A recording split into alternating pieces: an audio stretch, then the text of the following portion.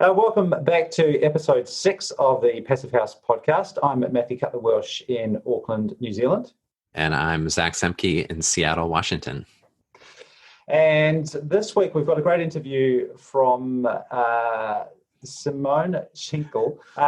Simone is a Passive House architect in Melbourne, Victoria. Now, Melbourne has had a bit of a hard time recently, as have a lot of the rest of the world, but Simone is doing some great things. And I guess one of the things that stands out for me from this interview is about the state of housing in New Zealand and Australia and other parts of the world as well. And it takes people that have knowledge about things like Passive House or have experience of good quality housing from overseas to gradually change the industry there. Any thoughts from you on this one before we get underway, Zach? Well, we'll hear about it, but the interesting conversation that you have with her about the cost delta between Passive House and non-Passive House, and the point that she makes that it really, a lot of it has to do with what are the regulations, because what are you comparing it to? So the floor that you're describing in terms of standard practice in New Zealand and Australia is different from Germany and even different from North America. So it's so there is a bigger gap there. Yeah. Although it's easier to get to Passive House, some could argue, in the climate.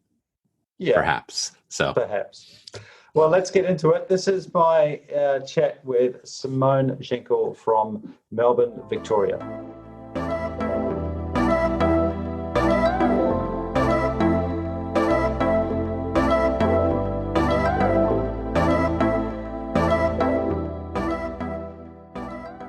Thank you, Simone, for joining us. Really appreciate your time. Thanks for having me. Let's go back to how you got started. Firstly, as an architect, you did your training back in Germany. Is that correct? Yeah, but maybe I should say first, I studied architecture in Germany, but I'm not registered in Australia as an architect, so I'm not allowed to call myself an architect. Right. That's quite important. But I studied architecture in Germany, and I came to Australia in 2007. And at the beginning, it was quite interesting. Everyone told me, it's Australia. You don't need much insulation. You don't need double glazing and things like that. And I think maybe for the first few weeks, I believed that. And then I started questioning it. Because I thought it was really cold inside our apartment. And then I started, I went to a talk in the city that talked about the newest and best inventions about energy efficient and sustainable design. And that's kind of when it hit me. I thought, okay, that's what I learned at uni a few years ago. So, what's going on? And that's when I realized that my education was quite different to what people had learned here. And, everything about passive solar design and energy efficiency and thermal bridges, which back then was a complete unknown term here in Australia, pretty much. And was really a big eye-opener. And luckily, my former boss back then, he loved everything German and everything energy efficient. And so he started promoting actually sustainable design and referring to, the German designer. And we started doing homes pretty much following rather the German principles, how you build homes. And and I think from that point on, I started to look more into it and went to a lot of courses and did workshops and stuff like that. And one thing is I was always interested in nature and passionate about the environment, even as a little child. And therefore it was always part of what I wanted to do. And then after my first job, I moved on to another designer who was only doing energy efficient and sustainable homes. Right. And, that was definitely absolutely amazing. And I learned a lot from him. And in was that a choice? Was that a choice of yours to only go and work for people who are doing those sorts of things? Because by that stage you'd done some other training, hadn't you? You picked up with. What was around at that time? If someone like yourself wanted to do more sustainable type design.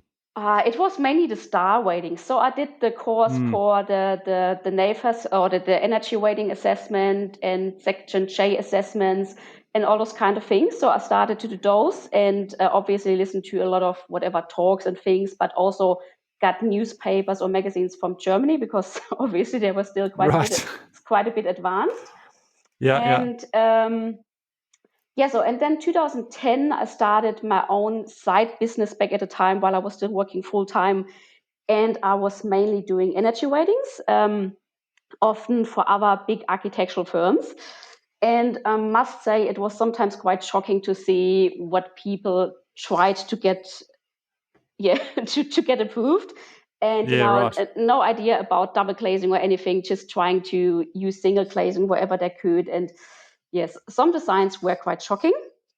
And so this is using first rate and types, doing building thermal performance assessments. Exactly. And were you doing NatHERS at this stage as well? Yes, partially. Yeah. And back then when I started, I think it was still the 5 stars, and then it transferred to 6 stars. But even when it was the 5 stars, there were always people who tried to get around that. And similar later on with the 6 stars. And for me, it just didn't make sense why people would design those homes that are completely the wrong way around, no living areas or anything facing north. And sometimes it was quite confusing to me that people didn't have the basic education or the basic understanding and how to design an energy efficient home. But it was just What do you put that down to? What do you think it's all about? I think education, it all goes back to education. I think there's just not enough emphasis on designers or architects courses about energy efficiency. I mean, it probably, or I hope it's better by now, but especially back then, 2010 or 13, 14, there wasn't much about that. Yeah, I wouldn't guarantee it, unfortunately. Because let's go back again to your university degree. It was a diploma in engineering architecture. Is that right? So back then, when I studied, we didn't have a bachelor or a master. It was kind of something. If you translate it word to word, it would be something like a degree engineer in architecture. So my school was quite technical based. So almost more like proper school time. We would sit there every day from 9 till whatever 3 or 4 in the afternoon, and we would have lots of topics about building physics, structural engineering, a lot of details. Obviously, also designing and things. But a major subject was as well energy efficient, sustainable design, and all those kind of things. And we would learn about whatever heating and cooling systems and all those kind of things. So it was quite heavily based around technical items and not just designing nice things. And do you remember what the building science components included? Oh yeah, a lot of things about calculating thermal bridges and transfer of heat and how to get humidity out of the house. And the funny thing is, our professor, he was quite an old school guy. He was extremely strict, and his building physics exams were a nightmare. So typically each year, 60 or 70% would fail. Wow. And we had to calculate a lot of things, and it was quite difficult. And back then he was stressing, you should not have plants in your house or animals that produce too much water and blah, blah, blah, blah, blah. So he was quite extreme about that. And back then we were laughing. But even back then when I studied, 2000, when did I finish? 2006? I finished. And back then he was saying that, in order to get the humidity out of your house, you have to open your windows several times a day, like proper cross ventilation, not just, an awning or a tilt window. And he was going on about it, how important it is, and all those kinds of things. Yeah. And so this is everyone who studies architecture was getting this sort of building science background along with their design and the sort of the flows and the aesthetics side of things. Exactly. Or more so on our University of Applied Science. So like I said, it was more technical based. Back then in Germany, we had university and the University of Applied Science. And the students that went to the, let's call normal university, that would do less science and things than we do. Right. Yeah. And when did you first hear about Passive House? Oh, quite early on. I think already back in Germany back then, but I didn't look into it that much. And then because it would have been relatively well established by this is sort of early 2000, 2001, 2006. There would have been quite a few passive house buildings certified around the place in Germany at that time, weren't there? There were. We didn't talk about it too much at uni, which I find in hindsight a bit sad. So there wasn't an extra subject or topic about it. But then when I was in Australia, especially, let's say starting from 2010 on, I got quite interested in it. And then when I started my own business, I thought, that's amazing. I definitely want to do the course. But then, I fell pregnant and I had babies, and it was a bit hard to do the course because back then in the day, you had to sit there for 2 weeks to do the course. Yeah. So it took me a little bit longer. It's an intense course. Yeah, before I could actually do the course. Luckily, nowadays, especially in the current climate, you can do the courses online, which is amazing. So I think it's opening up to a much broader audience, countryside or like me, moms with kids. And which is good. Prior to doing your passive house training, and that's relatively recent that you've done that in Australia. Yep. It sounds like you were able to find jobs and companies and therefore clients who were interested in the same sorts of things as you were, that sustainability and energy efficiency, even though you'd been a bit shocked when you first arrived in Australia about the state of those houses. But was that a niche, a smaller group of people that you think who were interested in going a bit above the normal? Yeah, potentially. So definitely the interest is growing larger. But even when I started back then in 2013, I've always been quite passionate about sustainable design, and I'm also quite passionate about educating people to make better choices. And back then I had started already writing blog posts and articles about it and posting it online and having articles in magazines or doing talks. And that's how people started finding me. And right. And luckily, therefore, people that usually came to me because they wanted to do energy efficient or sustainable design. So I didn't have to do that much convincing on my part because, that they came because they knew that I was passionate about sustainable design, and that's why they wanted me to help them with their homes. So have you, since now that you've developed your brand, are you finding that it's the case all the time? Do you ever have to turn clients away and say, look, I'm just not the right person for you? Partially. But I mean, most people come to me because they want an energy efficient home. And often people come to me, they want, let's say, a passive solar design home. And then I won't push them away. I keep telling them about passive house and why I think passive house it's superior to a normal passive solar designed home.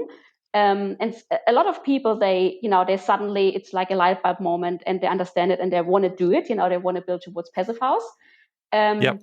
But even for the people that don't want to go the whole way, I will still apply all my knowledge and everything I know about it and try to get the houses as airtight as possible, and then also look after the ventilation and everything, making sure they don't get any mold or humidity issues. A couple of things on your website. I really like under your services at the moment. Most people just list a whole bunch of services there, but I like the way that you've got some articles referred to there on different things that start with the question why, and why we love interactive design, why we love multi-generational, why we should consider sustainable development. I find that very intriguing, and those articles that you talk about are a great resource for anyone to delve into. One of the topics that you do cover there is that clarification between passive solar and passive house. How does that conversation usually go with clients who are coming across passive house for the first time? I mean, the big difference is, passive solar design is all good and nice, but for once it relies really heavily on solar access and thermal mass. And in some instances, depending on the site, you might not have any great solar access, or you might not be able to do a concrete slab or something. So that is one part that comes into play. The next one is, and I think that's the biggest issue with the energy weightings, it's just a theoretical weighting on paper. And it has nothing to do with the actual performance of the house and how it's built. And I guess the big issue there is the performance gap, that no one is really checking how the house, if the house is really built airtight and if the insulation, everything is done properly. Whereas on the other hand, in my opinion, passive house is, or the actual passive house standard is the only way how to get a guaranteed performance and get a real energy efficient and healthy home. And that's then how we start the conversation. And then, I explain a bit more science, and I send them to this one video that's been shared a lot, Passive House in 90 seconds. Yeah, I think it's definitely a great starting point to get a bit of an idea of the science behind it. And I think the good thing is there are a lot of, there's really a lot of science and knowledge behind the standard. But you as a client don't have to worry about it, because there are specialists looking after it and doing the calculations and making sure everything works. So that there is less guesswork. You really get what's on paper, what you're paying for. Do you ever get people questioning the relevance of passive house, which is essentially, it's originated from Europe, hot, colder climate? How do people feel about that being applied in a hot, drier climate such as Australia? Not so much, I guess. I mean, some people, they might doubt it, but I guess the good thing is, it's like you said, our climate here is much, much milder, but that means we get away with much less insulation, and with, we don't need quadruple glazing or something. We get around with double glazing, with good double glazing. And also the amazing thing is, if you have a passive house, you barely need any heating and cooling. Whereas in Europe, in most countries, they still need some sort of heating system within the house. So we definitely, you definitely get around with much, much less than in Europe. And obviously cost would come up as an issue. How do you address the issue of extra cost up front? Yeah, the extra cost, it definitely is a little bit more, but it's really difficult how to compare. So how long is a piece of string, and really comparing apples with apples. So a lot of people compare passive house with volume builders, and that's something you can't really compare, or not just yet, because there's a huge difference.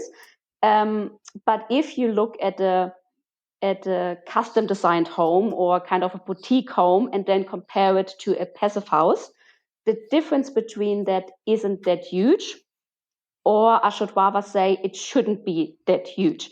Especially back then when I was doing energy ratings for other people, I found it quite frustrating. I was looking at houses that were whatever $2 million bills, and they didn't want to spend any money on double glazing, but they would have a $200,000 kitchen. And that's just something beyond me. But I think it goes back a lot to education, and I think it's designers and the architect's responsibility to educate the clients a bit. So what I keep telling our clients is that something like the windows or the insulation, I would never ever save on, because that's something you most likely will never ever touch again. Yeah. However, your kitchen or your bathroom or the light fittings, you might change again or update in 10 or 15 years. So if the budget gets tight, concentrate on a really great shell, make sure everything works, and then get your whatever IKEA lighting or Bunnings or Beacon lighting light fittings. Obviously, LED, that's quite important.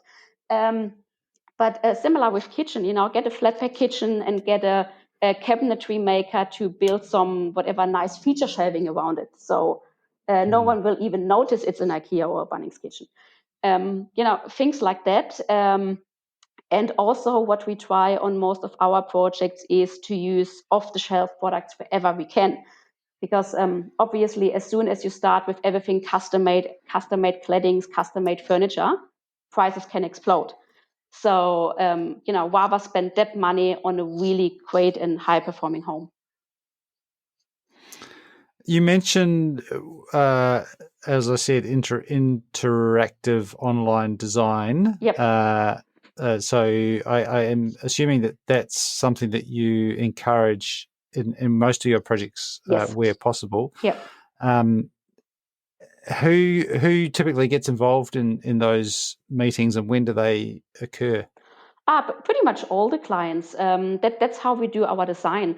When we are not in a situation like this, we do meetings in the office as well, where we look with the clients at our big screen.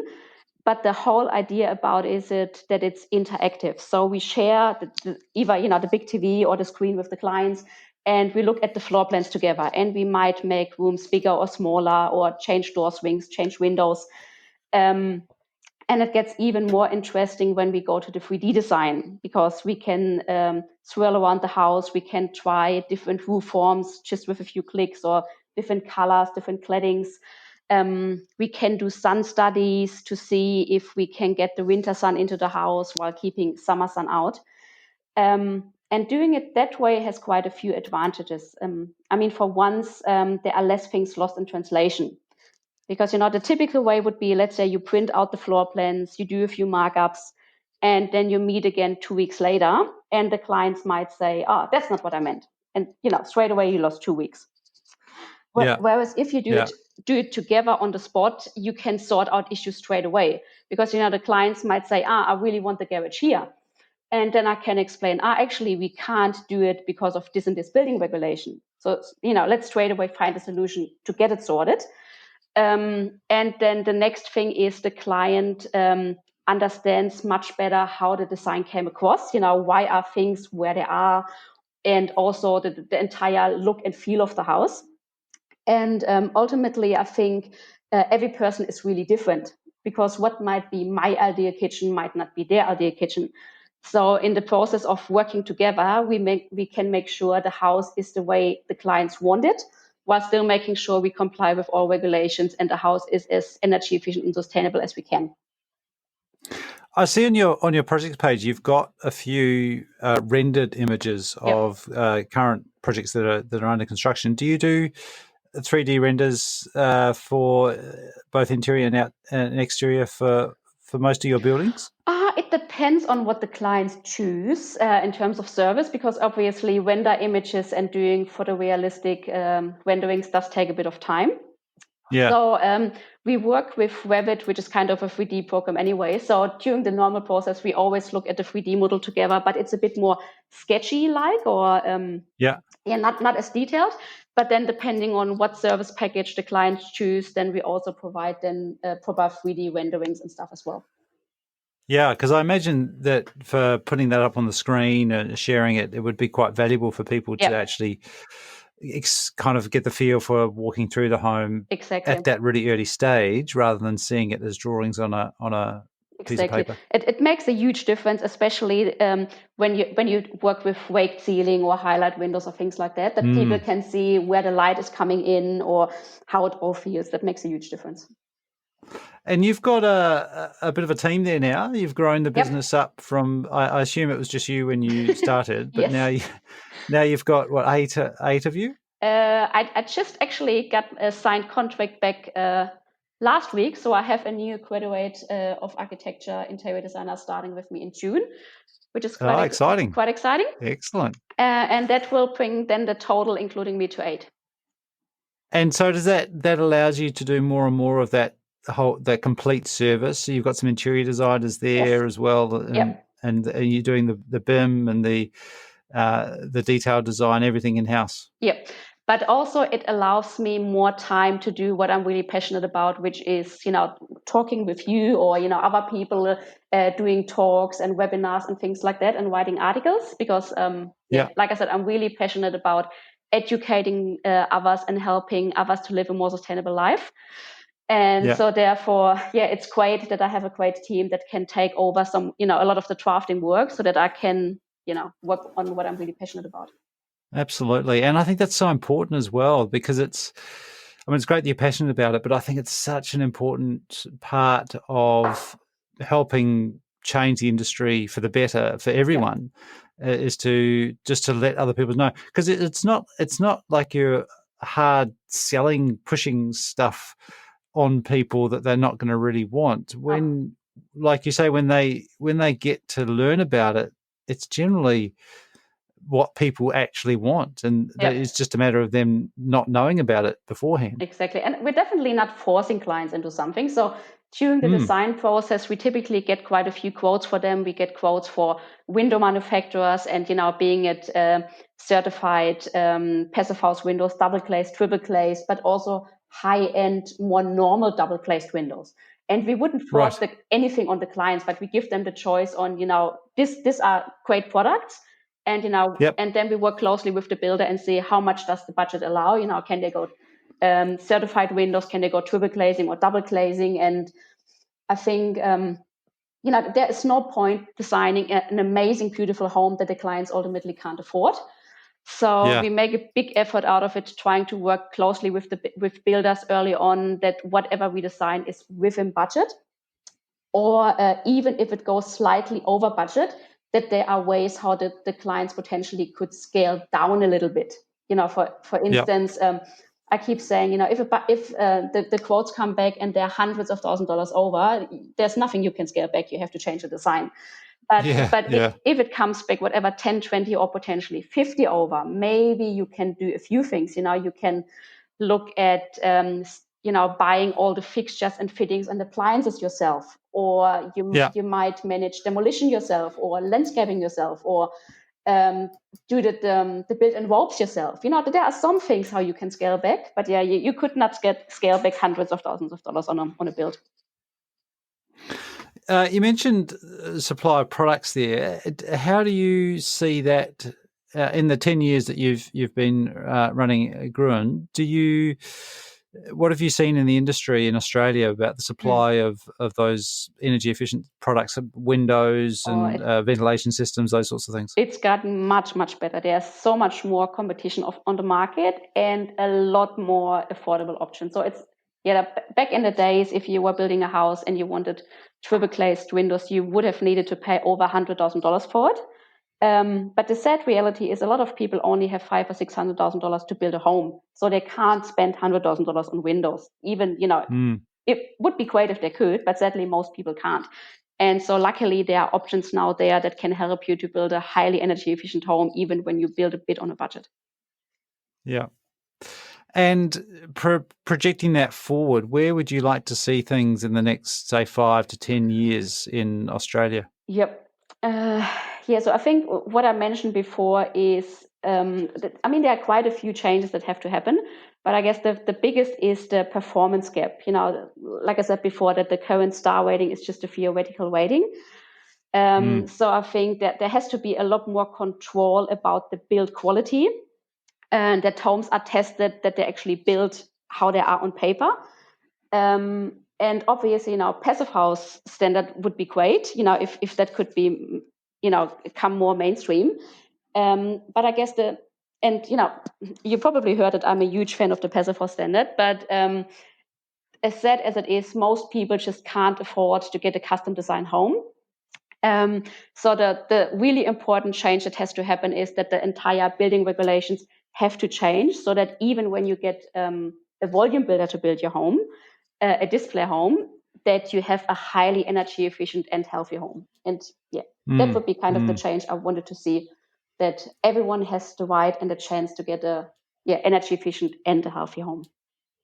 Yeah. And I like the way through your articles that you don't push passive houses as the only way for everyone, and you acknowledge some of the benefits of passive solar design. You talk about thermal mass, but you also say that it has its place, but it's not the be all and end all. And that's quite refreshing, because I think a lot of people get hung up on it's got to be one or got to be the other, and that's not necessarily helpful for the bigger picture. But having said that, the one important thing that I really have to stress about, if you aim for an for an airtight home, you have to look after the ventilation.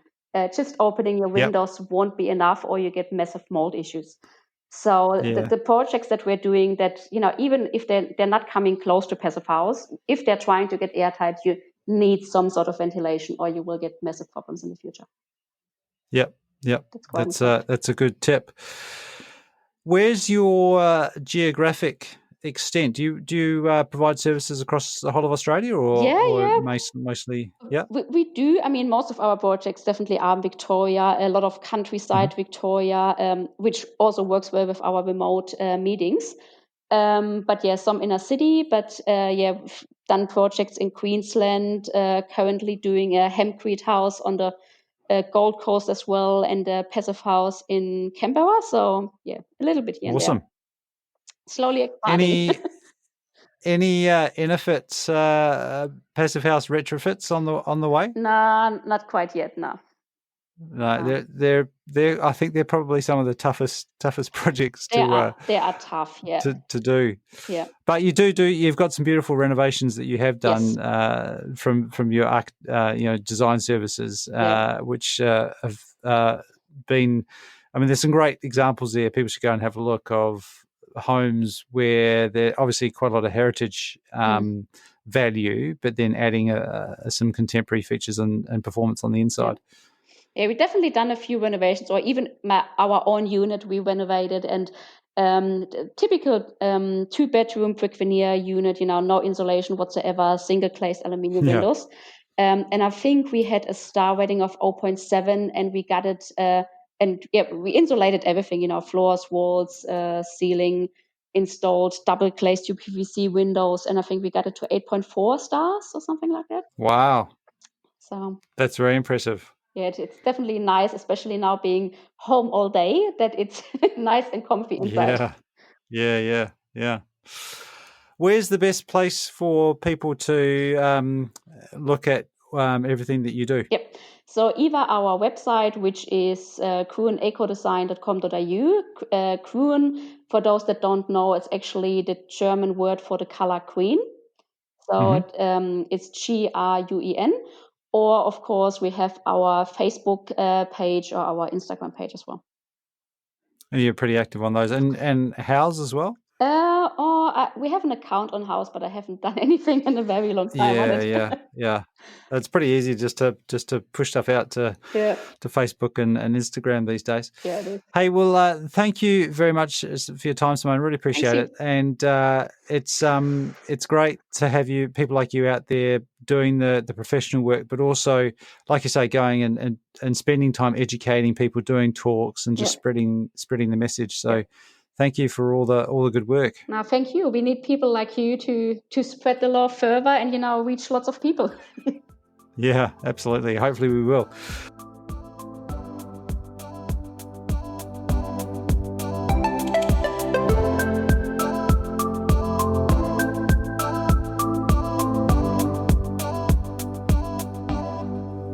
And that was Simone Schenkel there from Melbourne, Victoria. And her website is grunecodesign.com.au. That's Grun, GRUEN,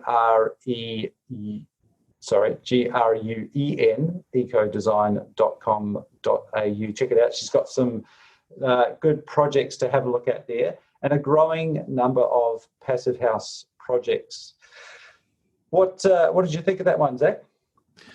I thought it was great. I mean, she's also another thing that really came up a lot was just how she's developed this really fantastic practice, and also has been a mom the entire time, and is just the kind of all the things that she's juggling as she's in this, her adopted country, working to change an industry. So that's pretty impressive stuff. Absolutely. And you're right, she is trying to change the industry, as are a lot of people working in this space. And it's something that I've heard from a number of designers, particularly from people who have either come from overseas, whether it be Europe or North America, or sometimes they're Kiwis or Aussies who go and do a bit of work or live a couple of years in other places, and they come back to what should be a relatively temperate, moderate climate, and they're freezing cold in the winter time, because New Zealand houses, Australian houses, first of all, we don't have central heating, and they're typically not well insulated and just not very well. They're just differently constructed. We jokingly call our houses here in New Zealand wooden tents, because they're leaky, they let a lot of air through, they're cold. We have some pretty serious mold issues in both New Zealand and Australia.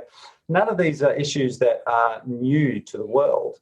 It's just that we're sort of dragging behind a lot of other countries, and it takes people like Simone and other designers and architects, other industry professionals who know that there's a better way to influence the market and start producing some of these houses that we know that we can build. There's no reason for us not to build them, but it takes a little bit of time to change that market and to close that gap that she talked about, the cost gap. Yeah, absolutely. And also, I think, it's really important work to be creating examples, both in the marketplace, but also as proof of concept to show that what can be accomplished, so that hopefully regulation can start to develop and change. I think I was struck by her comment about, well, it's just a reality that not everybody can afford to do a custom house. Yeah. And so in order for there to be real change, and for this, the benefits of the health benefits, and of course the climate mitigation benefits of Passive House to really become widespread and mainstream, production builders need to take it on. And that's going to mean, regulation. So some leading production builders, some leading group home builders to really step up to that challenge and start producing. And I know this is being done in places. It has been done. We just need more of it so that we can get the quality and the speed and the affordability, sort of that holy grail triangle of performance, but at a decent cost as well. Because it's a bit of a it's a weird thing where so many houses are custom designed and built, but so few are touched by a real qualified architect. A lot of our houses are designed by draftspeople or architectural designers that basically draw lines to meet the code, but aren't necessarily doing it in a really thoughtful way and that's the value of an architect. Yeah, no, true. And I think also what you're describing is about we need to get the flywheel moving, right? And get momentum and continue to accelerate that momentum. Sounds like a job for the Passive House Accelerator. Why maybe we're certainly doing our best to help with it. So, and I think what you're also talking about is the sense of a flywheel and, accelerating and getting some momentum going. And one of the ways that also can really happen more quickly, I think, is if we can articulate well the fact that Passive House eliminates the performance gap. And so I think that if we can really be clear in communicating that sustainable construction has lots of different facets, and there are lots of different green rating programs to go, to take a whack at sustainability in buildings. But the one that knows how to really deliver on energy performance is Passive House. So you can combine Passive House with these other approaches if you that's great, but there really is no other system that provides a kind of predictable results where there's this really close correlation between what was modeled in the design and then the actual energy performance, particularly the thermal energy performance of the building. Yeah. And so we can if we can skip as new markets like Australia and New Zealand are adopting, trying to make this shift to high performance buildings, if we can skip the stage where we think we're doing green buildings, but we're actually creating poorly performing buildings, that would be great. And Passive House can provide that pathway. Yeah. And I've seen some great presentations proving that that predictability, and basically showing that things like PHPP, the Passive House Planning Package, the software that designers use, is so much more predictable and reliable than a lot of the other energy modeling software packages out there. And I think that's got a lot to do with the detail that's required, but also some of the most important things that it measures, like airtightness and infiltration rates, which go above and beyond than just looking at thermal properties of a building. Anyway, we're geeking out on some of the technical aspects. We'll have to. I think we should do a show on some of that predictability, performance. Get someone who really knows what they're talking about, and exactly. Get them on the show to do a bit of a deep dive into that. In the meantime, there's quite a lot going on at the moment. Speaking about presentations, a couple of big conferences happening right now. In fact, with the International Passive House underway. What else is going on?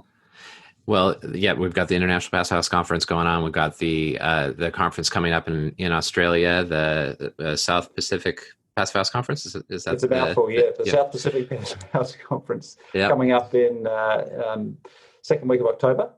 We have the Passive House Maine conference coming up in a couple of weeks, and we're actually going to kick the keynote off at the Global Passive House Happy Hour in a couple of weeks. Awesome. FIAS has a bunch of educational programming underway or starting, and is also hosting a week of evening hootenannies that are like roundtable panels of architects and builders and other kind of groups of practitioners and folks involved in Passive House. So that's going to be really cool. Plataforma PEP is doing a conference in Spain. So lots of stuff happening around the world, and I'll include all the details about these events in the show notes as well. This week on Wednesday in North America, and Thursday morning your time in New Zealand, the Happy Hour presentation will feature Brandon Nicholson and Sloan Ritchie, who will speak about the Pax Futura project in Seattle, which is Seattle's first multifamily or first apartment building, passive house apartment building.